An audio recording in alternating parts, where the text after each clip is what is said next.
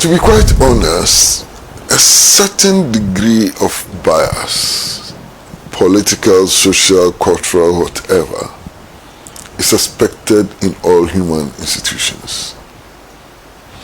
You see, those who sit on the bench, especially at the Supreme Court, are not angels from outer space. They are like us. They were born into our society. They went through processes of acculturation. And processes of acculturation establish biases. They have their political leanings. And political leanings are biases. So just the process of being human, of growing up, of living in society, of harmonization with institutions and so on, creates biases. But we need to cure these biases in order for justice to appear to be delivered. Okay? And that is why, if you look at the court system, we have established a hierarchy of courts.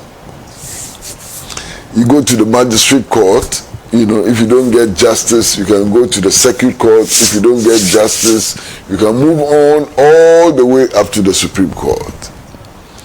Now, when you get to the level of the Court of Appeal, instead of one judge, there are 3 judges. The assumption is that the bias of 1 or 2 may be tempered by the bias of the 3rd. And so that's the assumption. Now, when you go to the Supreme Court, sometimes 5 of them sit, sometimes 7 of them sit, sometimes the whole bench sits. And that is why you have decisions like 3-2, 4-3, and so on. So it is that process, the numbers and so on, which is meant to ensure that the biases are tempered. We recognize that the bias exists, but then the biases are tempered by increasing numbers and so on. Now, the apparent, and I'm using my words very carefully, the apparent neutrality of the judiciary is important in the administration of justice. As if the people do not have confidence in the judiciary is useless. The powers exercised by the judiciary, the Supreme Court, is exercised on behalf of all the 32 million people of Ghana. And that is why it is important for the people of Ghana to have confidence in that system. Okay. So, politicians ought to be careful, judges ought to be careful in order to preserve this veneer of apparent neutrality. And I'm choosing all my words so very carefully. Veneer of apparent neutrality. So there are things which are no-nos in the judiciary. You see, when you appoint somebody who was a parliamentary candidate of a political party 5 years ago, 3 years ago, 2 years ago, onto the Supreme Court, you are not helping the Supreme Court. Because his bias is in our face. You understand? It's in our face. You are not even making any effort to conceal bias. You are demonstrating bias. You are putting bias in our face. That's one of the problems. If you look at the current, conflict over the processes for the removal of the Chief Justice, the aesthetics are not good at all. The aesthetics are terrible. I mean, how come that Chief Justice Tokon, even though it is within her right to appoint any legal representatives and so on, ended up with only NPP people in her defense? It's not against the law. It's not a crime. But the aesthetics are not good. You understand? This is clear, transparent politicization of a case before the court. Now, I've had the privilege of listening to several key members of the New Patriotic Party argue their case in the public arena. And to be honest with you, I'm completely shocked. I mean, last Tuesday, I heard the head of communications of the New Patriotic Party, my very good friend, what's his name? Richard Ayagba, argue publicly on radio that look, as far as they are concerned, this case is not about legality and constitutionality.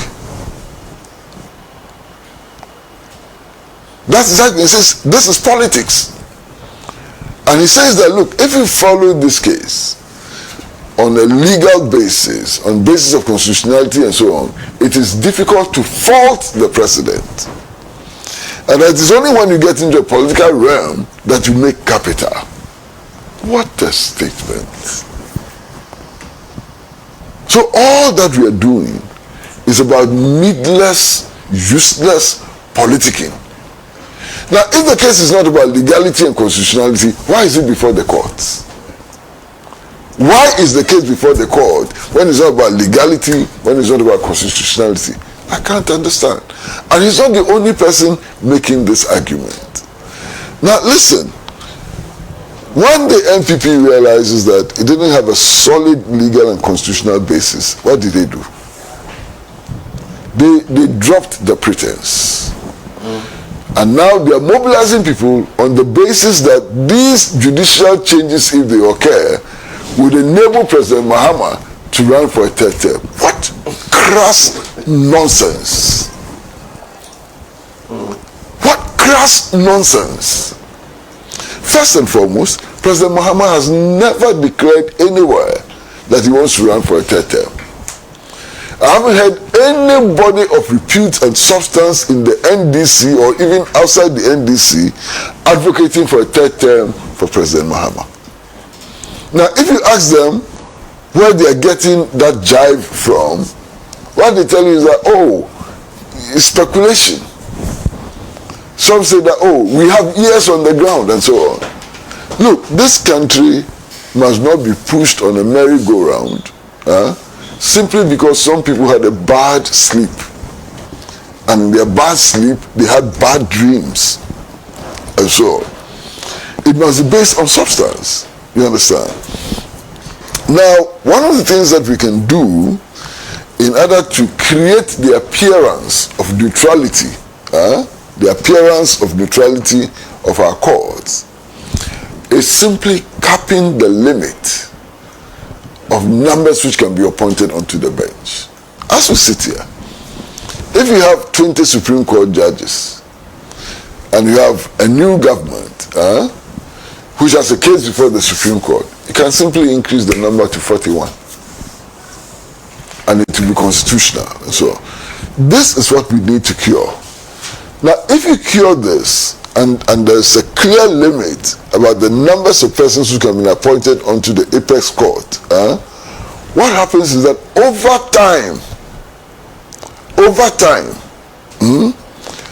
governments would lose the ability to influence the conduct of the apex court through appointments.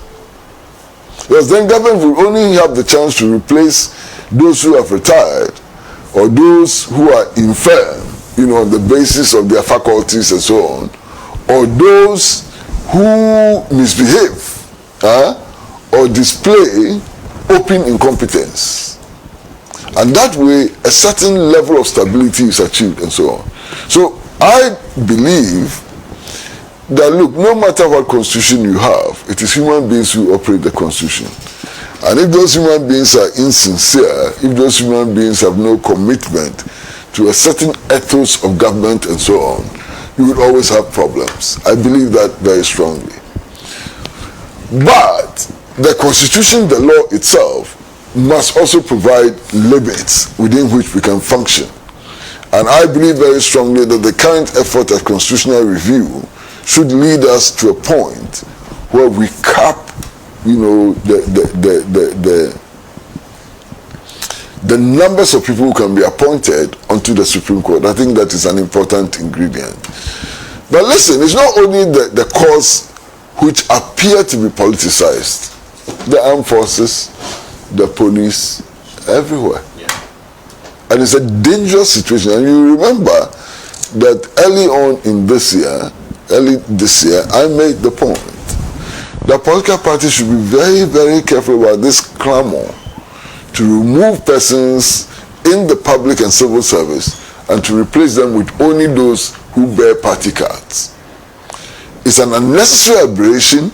It can have dangerous consequences for governance. It can have dangerous consequences for our effort at building some kind of democratic culture, limited democratic culture. You understand? So there are steps that we ought to take, and the most important step is to cap the numbers of people who can be appointed onto the Apex Court. Thank you. Let me take time